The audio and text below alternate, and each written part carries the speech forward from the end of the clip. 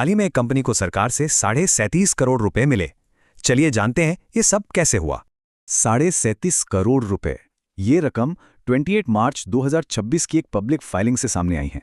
तो सवाल ये है कि ये इतना बड़ा पेमेंट आखिर है किस लिए और इसमें कौन कौन शामिल है, आइए देखें। ये कहानी एक publicly listed company PG Electroplast से जुड़ी है। पर यह पैसा सीधे पीजी इलेक्ट्रोप्लास्ट को नहीं बल्कि उसकी एक सब्सिडियरी कंपनी को मिला है। तो इस पूरी कहानी में 3 मेन प्लेयर्स हैं, पीजी इलेक्ट्रोप्लास्ट, उसकी सब्सिडियरी और सरकार। और यही बात इंटरेस्टिंग हो जाती है। ये कोई प्राइवेट डील नहीं बल्कि एक सरकारी प्रोग्राम का हिस्सा है। तो सरकार ने ये पेमेंट क्यों मंजूर किया? इसका जवाब एक खास सरकारी पहल में छिपा है। ये है प्रोडक्शन लिंक्ड इंसेंटिव, मतलब पीएलआई स्कीम, जो व्हाइट गुड्स पर फोकस करती है।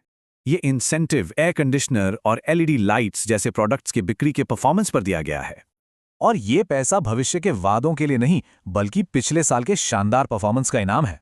तो फिर ये पूरी जानकारी पब्लिक कैसे हुई? चलिए इसकी ऑफिशियल प्रोसेस को समझते हैं। देखिए, ये कानूनी तौर पर जरूरी है। लिस्टेड कंपनियों को ऐसी बड़ी खबरें पब्लिक करनी ही पड़ती हैं। मतलब ऑफिशियल मंजूरी से पब्लिक अनाउंसमेंट तक सब कुछ कितनी तेजी से हुआ। इसका मकसद है इन्वेस्टर्स के लिए पूरी ट्रांसपेरेंसी रखना, ताकि सबको सही जानकारी मिले। तो इसका मतलब यह है कि पीएलआई स्कीम अब सिर्फ कागजों पर नहीं बल्कि कंपनियों के लिए असल कैश बन रही है। ये तो हुई एक कंपनी की कामयाबी, लेकिन ये भारत में मैन्युफैक्चरिंग के भविष्य के लिए क्या संकेत देता है?